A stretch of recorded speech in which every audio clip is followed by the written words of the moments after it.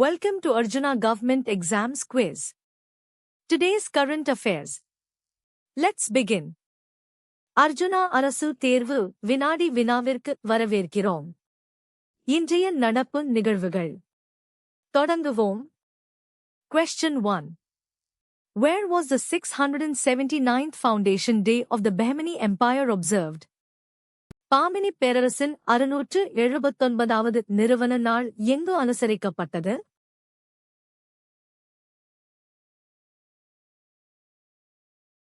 The correct answer is Kalburagi. The 679th Foundation Day of the Bahmani Empire was observed in Kalburagi city. சரியான பதில் கலபுரகி. பாமினி பேரரசின் 679வது நிறுவன நாள் கலபுரகி நகரில் அனுசரிக்கப்பட்டது. Question 2. According to Donald Trump, when are new talks with Iran expected to start? Donald ட்ரம்பின் கூற்றுப்படி ஈரானுடனான புதிய பேச்சுவார்த்தைகள் எப்போது தொடங்கும் என எதிர்பார்க்கப்படுகிறது?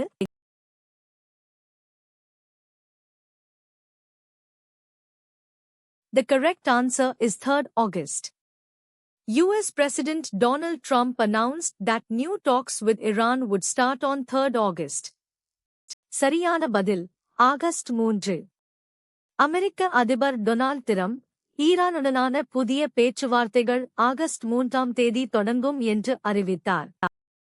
Question 3. What concern did Bangladesh recently express to India regarding political activities? அரசியல் நடவடிக்கைகள் தொடர்பாக இந்தியாவிடம் வங்கதேசம் சமீபத்தில் தெரிவித்த கவலை என்ன?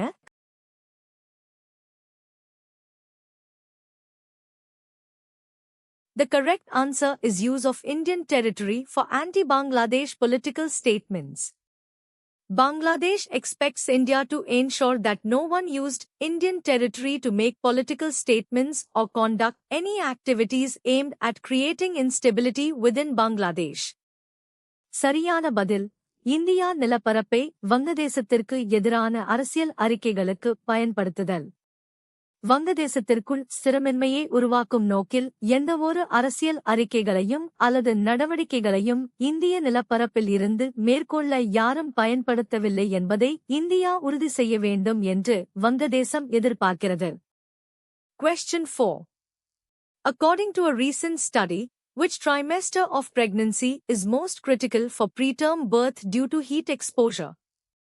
சமீபத்திய ஆய்வின்படி வெப்ப வெளிப்பாடு காரணமாக முன்கூட்டிய பிரசவத்திற்கு கர்ப்பத்தின் எந்த பருவம் மிகவும் முக்கியமானது?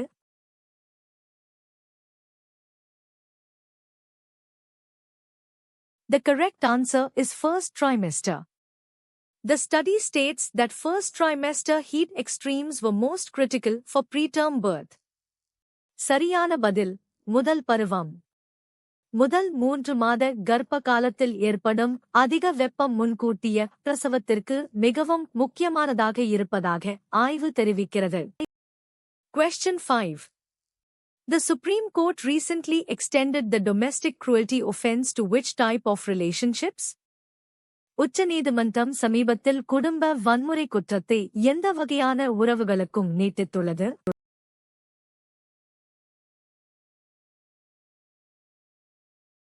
The correct answer is live-in relationships. The Supreme Court extended the domestic cruelty offence to live-in relationships. சரியான பதில் ஒன்றாக வாழும் உறவுகள் live-in relationships. உச்சநீதிமன்றம் குடும்ப வன்முறை குற்றத்தை ஒன்றாக வாழும் உறவுகளுக்கும் live-in relationships நீட்டித்துள்ளது. Question 6. Which bill, replacing the 2006 Act, was recently passed by the Rajya Sabha to provide a national digital platform for MSME registration? குறு, சிறு மற்றும் நடுத்தர நிறுவனங்கள் MSME பதிவிற்கான தேசிய டிஜிட்டல் தளத்தை வழங்க 2006ஆம் ஆண்டு சட்டத்திற்கு பதிலாக ராஜ்யசபாவால் சமீபத்தில் நிறைவேற்றப்பட்ட மசோதா எது?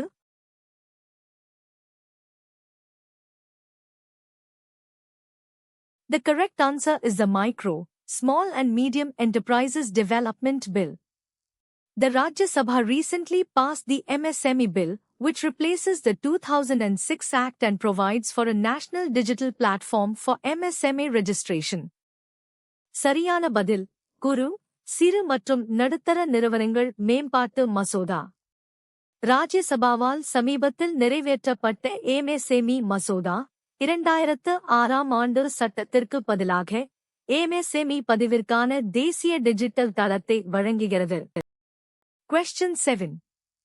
Netaji Subhash Chandra Bose's grandnephew, Chandra Kumar Bose, recently resigned from which political party?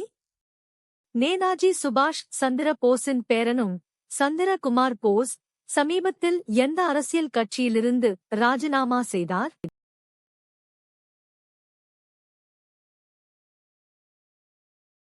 The correct answer is Trinamool Congress. Chandra Kumar Bose, Netaji's grandnephew, recently quit the Trinamool Congress. சரியான பதில் திரிணாமூல் காங்கிரஸ். நேதாஜியின் பேரனும் சந்திர குமார் போஸ் சமீபத்தில் திரிணாமூல் காங்கிரஸ் கட்சியிலிருந்து விலகினார். Question 8. Which political party recently staged protests in both houses of parliament regarding the Kaveri issue? Kaveri பிரச்சினை தொடர்பாக பாராளுமன்றத்தின் இரு அவைகளிலும் சமீபத்தில் எந்த அரசியல் கட்சி போராட்டங்களை நடத்தியது?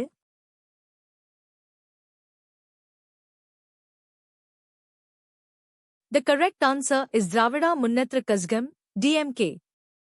The DMK staged protests in both houses of parliament on the Kaveri issue. சரியான பதில் திராவிட முன்னேற்றக் கழகம், திமுக. காவிரி பிரச்சினை தொடர்பாக பாராளுமன்றத்தின் இரு அவைகளிலும் திமுக போராட்டங்களை நடத்தியது. Question 9. How many new ministers were inducted into the Karnataka cabinet recently to reach full strength? Karnataka அமைச்சரவை முழு பலத்தை அடைய சமீபத்தில் எத்தனை புதிய அமைச்சர்கள் சேர்க்கப்பட்டனர்?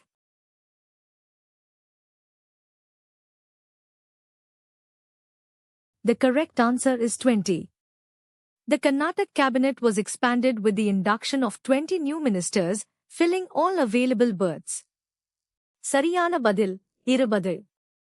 கர்நாடக அமைச்சரவை 20 புதிய அமைச்சர்கள் சேர்க்கப்பட்டு விரிவாக்கப்பட்டது. அனைத்து இடங்களும் நிரப்பப்பட்டன.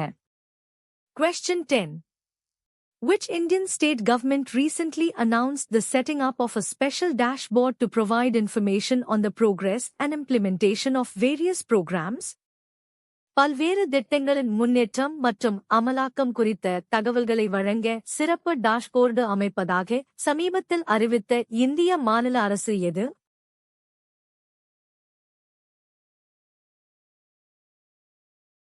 The correct answer is Telangana.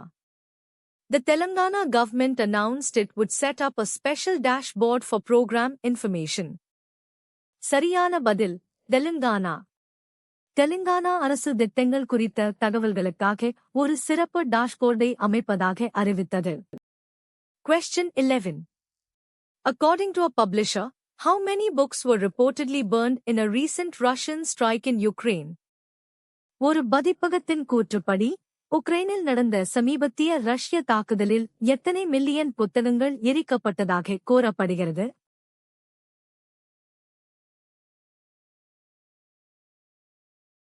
The correct answer is 8 million. A Russian strike in Ukraine reportedly burned 8 million books, according to a publisher. சரியான பதில் 8 million.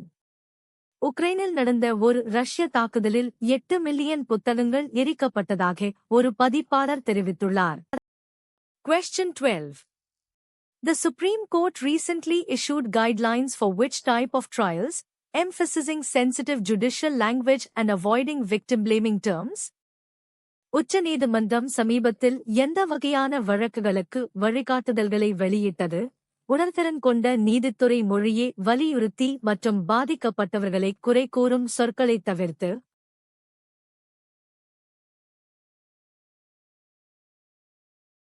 The correct answer is rape trials. The Supreme Court issued guidelines for rape trials, stressing sensitive judicial language and avoiding stereotypical or victim-blaming questions. சரியான பதில் பாலியல் வன்கொடுமை வழக்குகள்.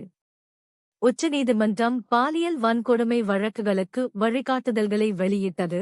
உணர்திறன் கொண்ட நீதித்துறை மொழியை வலியுறுத்தி மற்றும் வழக்கமான அல்லது பாதிக்கப்பட்டவர்களை குறை கூறும் கேள்விகளைத் தவிர்த்து. Question 13. Which Indian state recently moved the Supreme Court seeking its fair share of Kaveri water from Karnataka? கர்நாடகாவில் இருந்து தனது நியாயமான காவிரி நீரை பங்கை பெறக் கோரி சமீபத்தில் எந்த இந்திய மாநிலம் உச்ச நீதிமன்றத்தை நாடியது?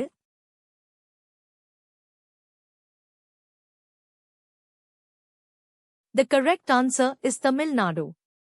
Tamil Nadu recently moved the Supreme Court regarding the Kaveri water dispute with Karnataka. சரியான பதில் தமிழ்நாடு. தமிழ்நாடு சமீபத்தில் கர்நாடகாவுடனான காவிரி நீர் தகராறு தொடர்பாக உச்ச நீதிமன்றத்தை நாடியது. Question 14. Which chief minister recently stated that NDA-ruled states have taken firm action against recruitment scams, while opposition-ruled states failed?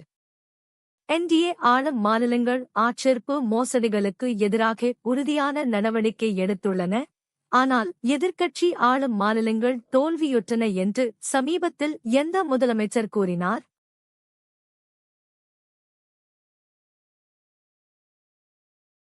The correct answer is Pushkar Singh Dhami. Uttarakhand Chief Minister Pushkar Singh Dhami made the statement regarding recruitment scams. சரியான பதில் புஷ்கர் சிங் தாமி. உத்தராகண்ட் முதல்வர் புஷ்கர் சிங் தாமி ஆட்சேர்ப்பு மோசடிகள் தொடர்பாக இந்த அறிக்கையை வெளியிட்டார். Question 15. An inquiry has been launched into the recent deaths of 3 tigers in which reserve?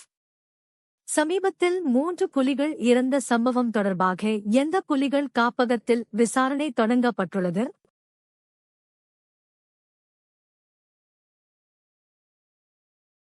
The correct answer is Nagarjun Sagar Srisailam Tiger Reserve.